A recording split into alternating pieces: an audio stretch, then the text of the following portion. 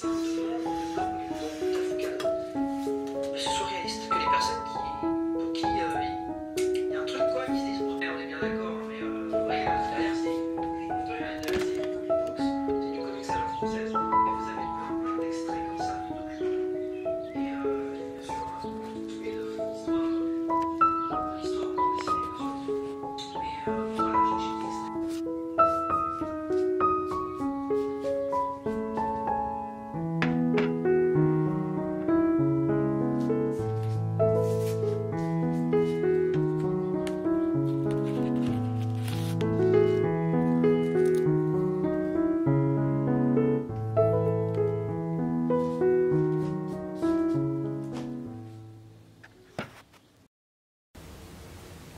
Coucou, j'espère que tu vas bien. Bienvenue dans ce nouveau vlog. Aujourd'hui, vlog express. On va parler de tout, de rien, un peu de livres aussi, ne t'inquiète pas. Mais avant ça, j'ai envie de petit déjeuner, je crève la dalle. Donc je te dis à tout à l'heure pour commencer ce vlog après que je me sois sustentée. Ce qui est très très important. À toutes.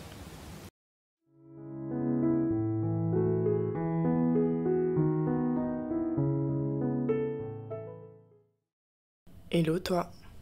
Hey, tu vas bien? Aujourd'hui, on est jeudi 18 mai. C'est un jour férié. Je me retrouve seule dans un appartement qui n'est pas le mien. Une courte location, pour tout te dire. Et j'ai envie de filmer. Je ne sais pas encore quoi. Tu l'auras vu dans le titre. Ça va sûrement être un vlog. Mais ce qui est sûr, c'est qu'aujourd'hui, toi et moi, on va papoter. De livres, mais je pense de la vie en général, cette fois-ci. Bon, je vais quand même essayer de bien faire les choses et te parler de livres d'abord pour faire genre, je respecte les guidelines de ma chaîne, tu vois. Ici, on est sur une chaîne Booktube, donc je vais te parler de mes dernières lectures. Je suis arrivée dans ce logement depuis lundi soir très exactement. Et pour l'instant, j'ai lu 2 BD, enfin 2 graphiques, un manga et une BD. J'ai avancé à peu près de 40% sur Witches Steeped in Gold, que je vais te mettre ici, qui est une relecture et que je lis en audio avec la version pas papier mais e-book à côté. À côté, deuxième lecture en cours. Il s'agit de Scythe, donc Scythe, le tome 1 de Neil Chesterman. Donc Scythe, c'est La Faucheuse en français, pour ceux qui connaissent. Je devais le lire de base dans le cadre du mois de la dystopie de Déborah, qui était en avril. Ouais, je sais. De toute façon, c'est pas comme si j'avais pas dit dans la vidéo qu'il était impossible que je lise tous ces livres dans le mois. C'est déjà une bonne chose que je me mette à le lire le mois d'après, j'ai envie de vous dire. Et concernant Scythe, je suis à, je pense, 40%, 45%, un truc comme ça. Je suis à la page 191 sur 430 pages. C'est déjà pas mal.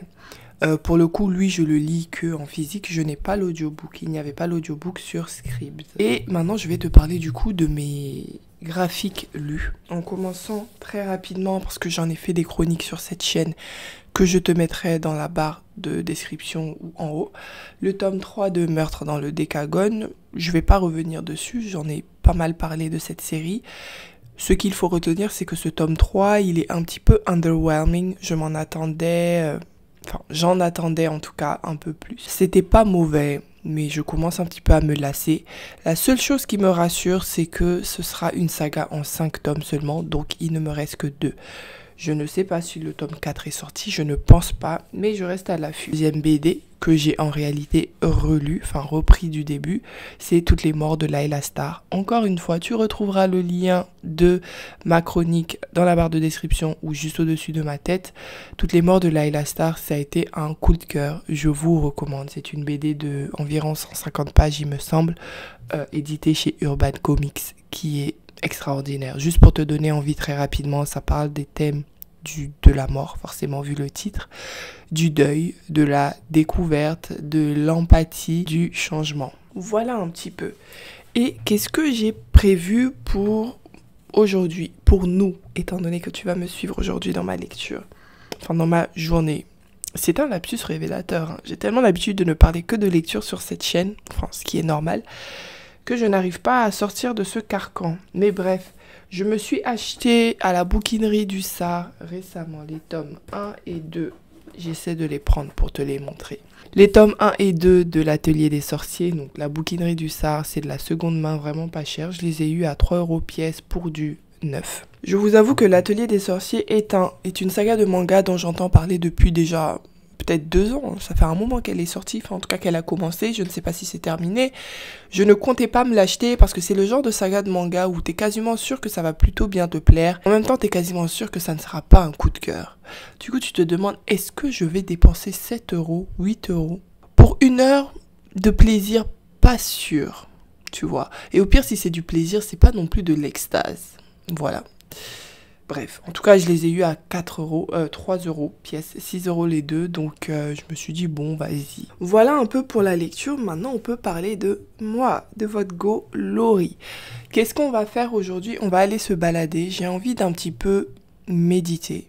Ma façon de méditer, c'est la marche. Avoir quasiment rien dans ma tête, réfléchir juste à la vie, qu'est-ce qui se passe, parfois une petite musique, rien de plus. Il y aura des moments où je pense que je vais mettre l'audiobook de Witches Steeped in Gold parce que mine de rien, c'est un audiobook de 13 heures. J'ai bien avancé, mais j'ai pas mal de choses encore à écouter. Donc, je vais me remettre dessus. Et puis voilà, je te partagerai un petit peu mes sentiments pendant ça. Non, si je te partage mes sentiments pendant ça, ça veut dire qu'il faudra que je fasse un voice-over. Et ça ne sera pas très naturel si c'est un voice-over. Tu sais ce qu'on va dire, c'est que je vais faire le voice-over là maintenant, et pendant que toi tu écoutes ma voix, tu me vois en train de partir et de profiter de ma journée.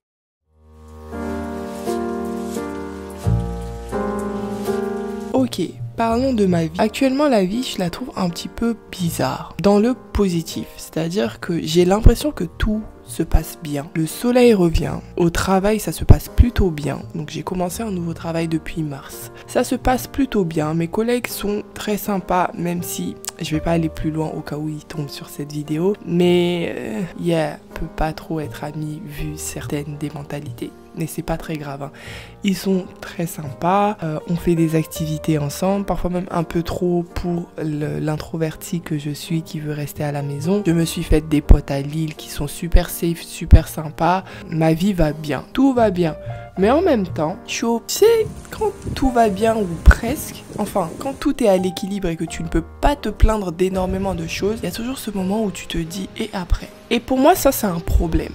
J'ai ce réflexe de me dire « et après ?» Quel est mon projet sur lequel je peux me lancer maintenant que tout va bien? Qu'est-ce que j'avais mis en pause qui requiert mon attention maintenant que tout va bien? Et d'un autre côté, je me dis, mais Laurie, profite déjà de ce calme dans ta vie. Pourquoi tu cherches les problèmes? Pourquoi est-ce qu'on cherche les problèmes, dites-moi?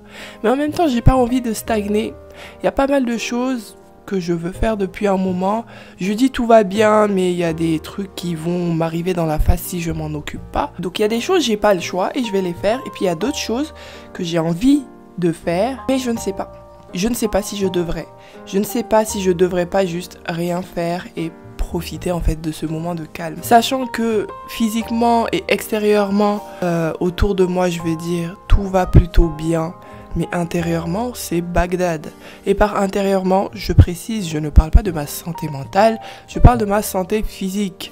Mon corps est en morceaux, presque littéralement. Je suis une insomniaque depuis déjà quelques années. Ouais, depuis quelques années, ça part, ça vient, comme un peu tout le monde. Et ça devient chiant. Je suis anémiée. La team anémie, vous êtes là, faites du bruit.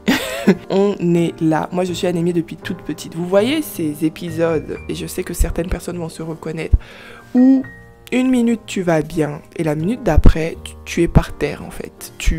Tout brillait autour de toi et t'es tombé parce que, je sais pas moi, baisse de tension, baisse d'énergie, coup de barre, ça m'arrive de plus en plus. Et le plus chiant, c'est que ça m'arrive aussi au travail.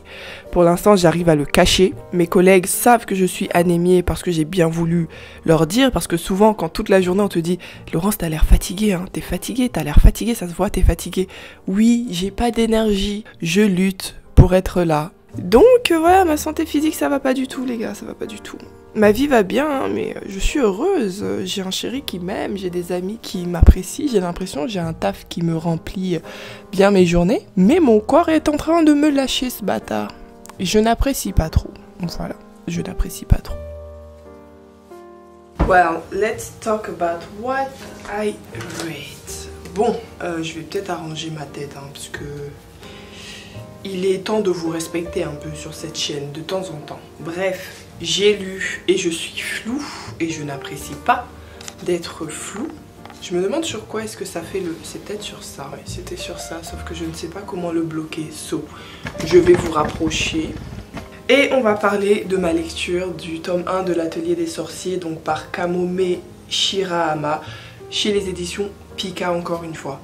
Alors, déjà d'emblée, c'est un avis mitigé.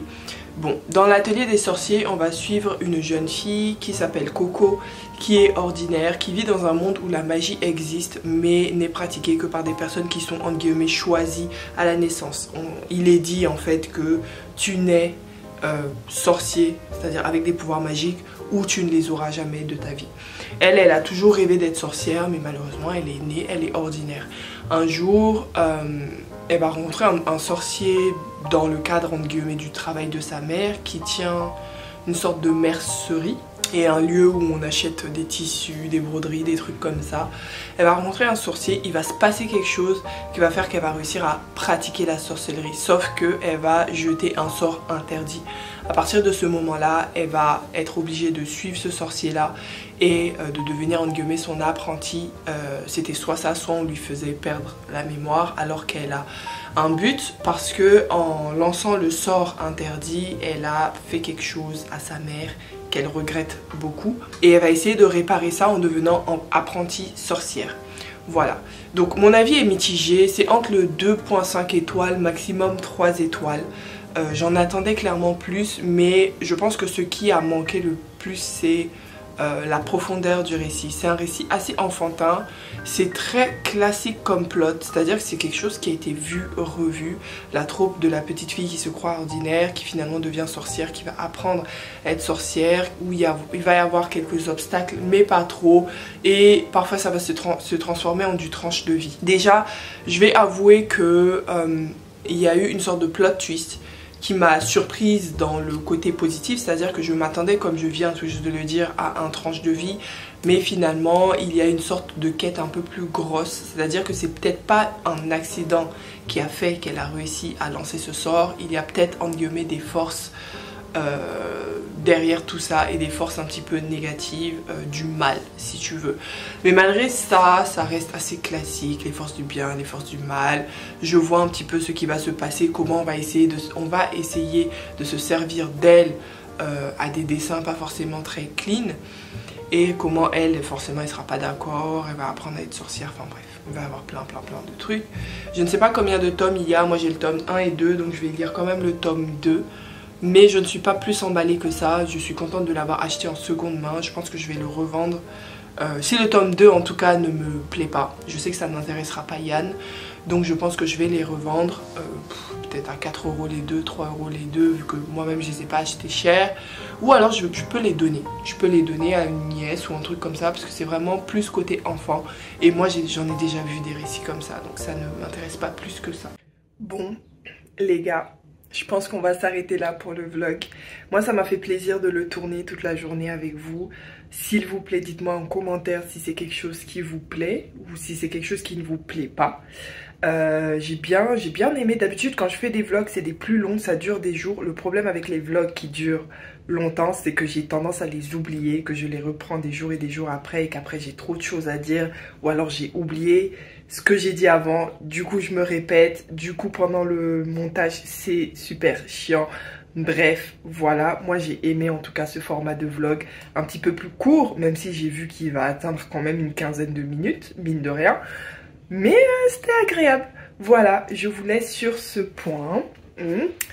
Le jour est tombé, je sais pas si vous allez voir le beau coucher de soleil. J'arrête pas de me mettre devant la fenêtre pour le regarder, c'est vraiment agréable, il commence à faire bon, etc. Bon, en même temps je vous fais un très vite room tour. C'est une chambre louée pour 2 semaines, hein. C'est pas vraiment chez moi. Et c'est une mezzanine, donc imaginez, vous voyez ma taille à côté du lit.